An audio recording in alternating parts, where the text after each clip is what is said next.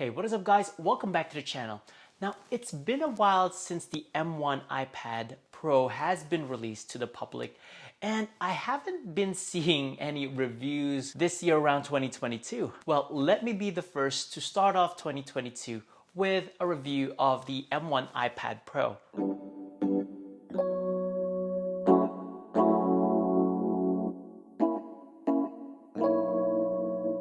Now, I know Apple's spring event is actually going to show off a lot of new products, including which the new iPad Airs and also the new M series of MacBook Airs. Now, do you think it's still logical to actually buy this product despite all of the new products Apple's gonna release pretty soon? Hey, what is up guys? My name is Paul, and if you're new here, if you haven't subscribed yet, it'll help a lot if you can subscribe. And also, I hope you enjoy the reviews that I put up here in this channel. And also, if you're interested in also seeing my personal family vlogs, you can click the link in the description up there, or you can see it down below. Now, just to give you a brief background of my experience of using iPads, I'll be sharing with you my experiences on using the M1 iPad Pro on a video editing aspect, and not much so as a gaming aspect, because I use this device as more so for video editing. I used to have the 2017 iPad Pro, which I actually use for my video editing. Now I have this here, which is the 2017 iPad Pro, which I've already given to my daughter, as you can see the cover there. And I can tell you, with regards to reliability of the iPads, this thing still has updates available for this version of iPad. Would you believe? 2017. So Apple has a good track record with regards to keeping their iPads fully updated, but their chips only go so far as with their updates. Because as the years pass, the problem with apps is they get constantly updated as well.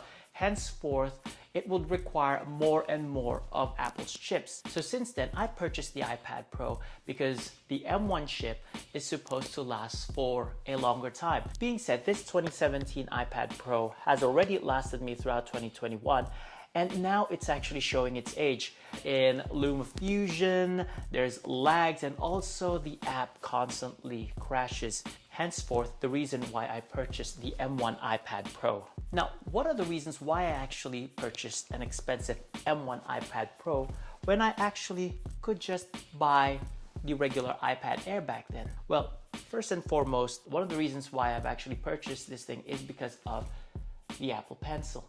The Apple Pencil makes it easier for me to edit my videos in Lumafusion, make my cuts, and also makes it easier for me to actually sign my documents. Now, one more reason is because since this is an M1 chip iPad, I believe that this is actually good for me in the long term.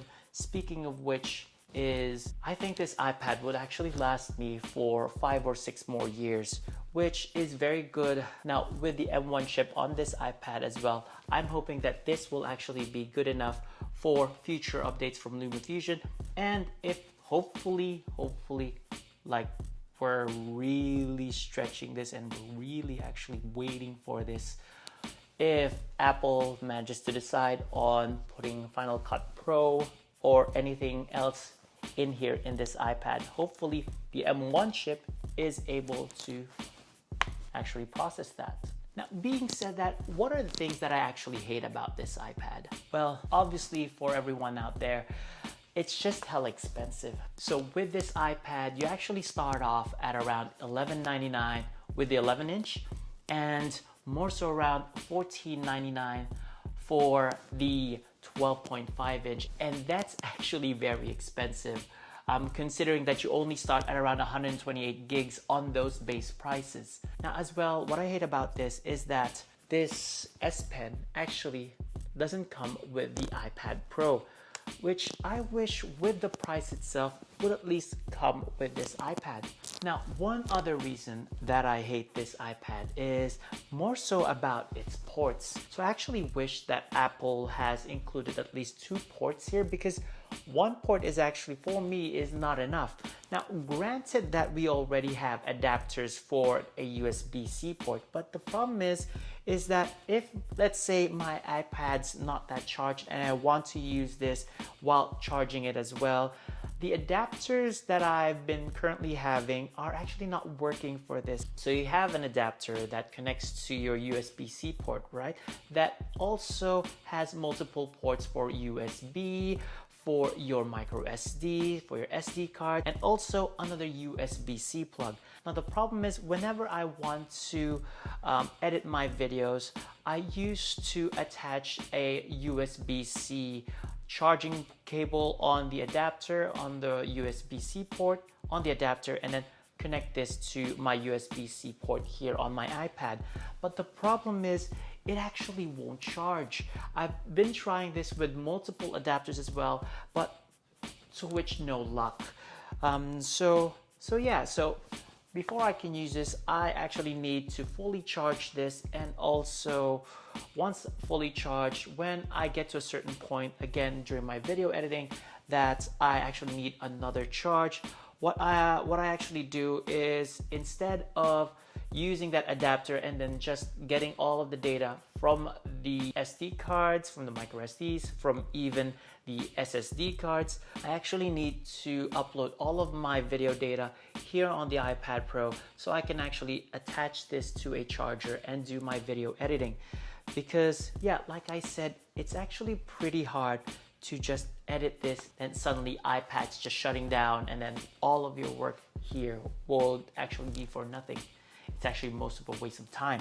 But yeah, if you guys manage to find a USB-C adapter that actually helps with charging the iPad as well, if you have certain brands, if you could help me out and just leave a link down in the description below, maybe in the comment section as well, that would be very helpful. Now, this is just a small thing, but I practically use my iPad for getting all of the data that I use on my cameras, my action cameras, including my DJI Osmo Action, my DJI Pocket 2, and also my Insta360X. Now, the problem is with iPads and certain apps as well, some certain apps still aren't pretty much optimized for the iPad. More so, I would say, since I'm using the DJI Osmo Pocket 2 and also using the DJI Osmo Action, the DJI Mimo app is still not optimized for the iPad. I usually use my iPad as in landscape rather than portrait.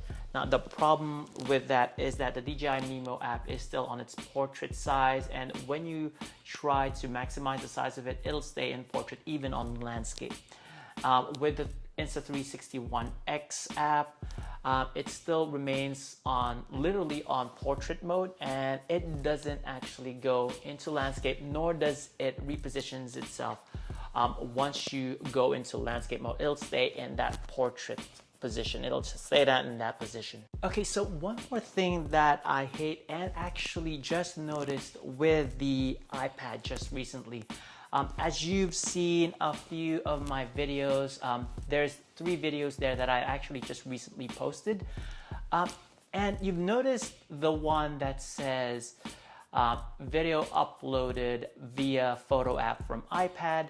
Now, that video is actually, or has been, processed in 4K. Now, the problem is when using Lumafusion that I actually didn't know is that if you want to upload a video in YouTube in 4K, you have to actually do it from the app itself. Now, the thing is with me is that I want to check out my whole video first by actually finishing the process of 4K first, and then seeing it, watching it, and then checking if there's any errors, and then finally uploading into YouTube.